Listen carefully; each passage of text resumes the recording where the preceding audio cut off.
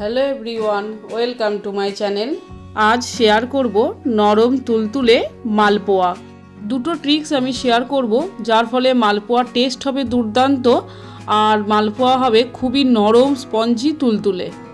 উৎসবের রেস চলছে আর কোনো কিছু সেলিব্রেট মানেই আমরা মিষ্টি মুখ বুঝি। তাই বাড়িতে চটজলদি এরকম সুন্দর একটা মিষ্টি মালপোয়া বানিয়ে আমরা যে কোনো উৎসবকেই সেলিব্রেট করতে পারি।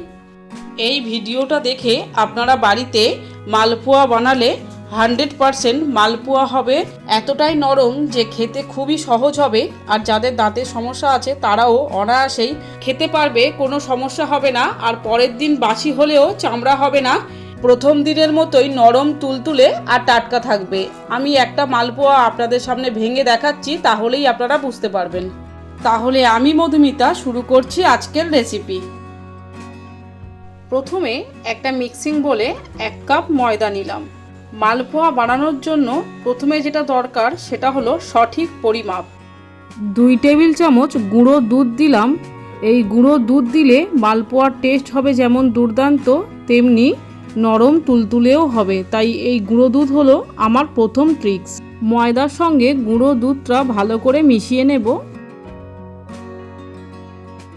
এরপর যে কাপ মেপে ময়দা নিয়েছিলাম সেই কাপেরই মাপ করে 1/3 কাপ সুজি দেব। সামান্য বেকিং সোডা দিলাম, সোডার জন্য মালপোয়া খুব ভালোভাবে ফুলবে। অল্প নুন দিলাম। 2 চামচ চিনি দিলাম। 1/3 চামচ মৌরি দিলাম। আর 1 টেবিল চামচ ঘি দিলাম। ঘিটা দেওয়ার জন্য মালপোয়ার স্বাদ হবে দুর্দান্ত আর মালপোয়া নরম তুলতুলে হবে আর ঘিয়েরও সুন্দর গন্ধ বেরোবে। এটা হলো দ্বিতীয় ট্রিক্স। সব কিছু একসাথে চামচ দিয়ে খুব ভালোভাবে মিশিয়ে নেব। তারপর উষ্ণ গরম দুধ দেব। দুধের মধ্যে আঙুল ডোবালে সহ্য হবে এতটাই গরম, তার বেশি গরম কিন্তু নয়। দুধটা একেবারেই সব দেব না, অল্প করে দিতে থাকবো আর মেশাতে থাকবো।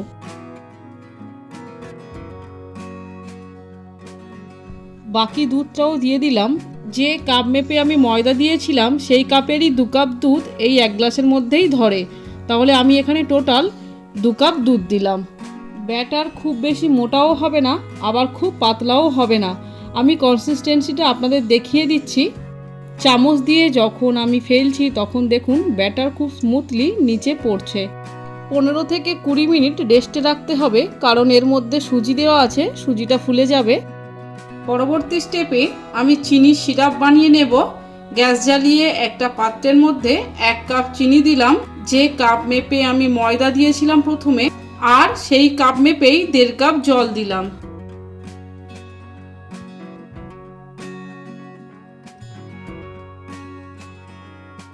দুটো এলাচ ফাটিয়ে দিলাম।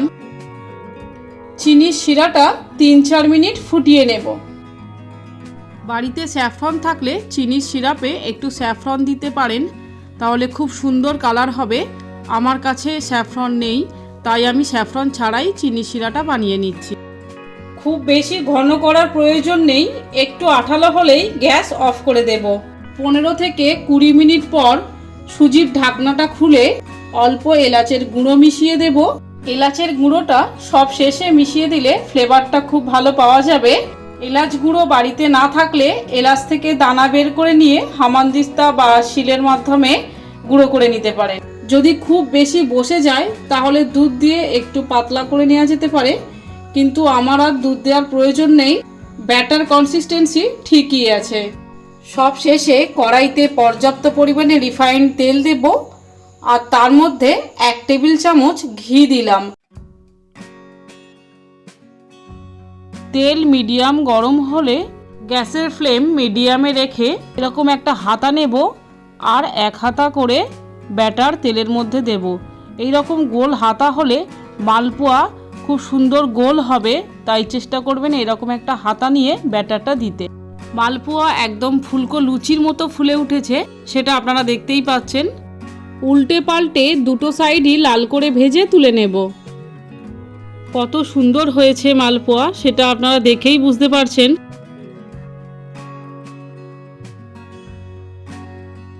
চিনির শিরাতে মালপোয়া দেব আর 10 মিনিট পরে চিনির শিরার মধ্যে মালপোয়াটা উল্টে দেব। তাহলে মালপোয়া দুটো সাইডই রসে ভরে যাবে। আরও একটা মালপোয়া বানিয়ে দেখাচ্ছি, প্রত্যেকটাই ফুলবে।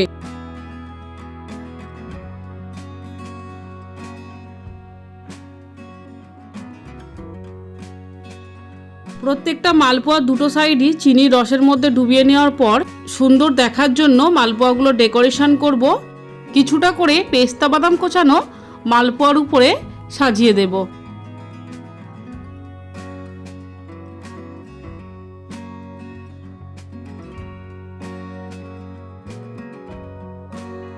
মালপোয়া সম্পূর্ণভাবে তৈরি হয়ে গেছে খাওয়ার জন্য। আশা করি ভিডিওটি আপনাদের ভালো লেগেছে। আপনারা দেখছেন মধুমিতাস ডিলাইট। আবারও দেখা হবে নেক্সট রেসিপিতে।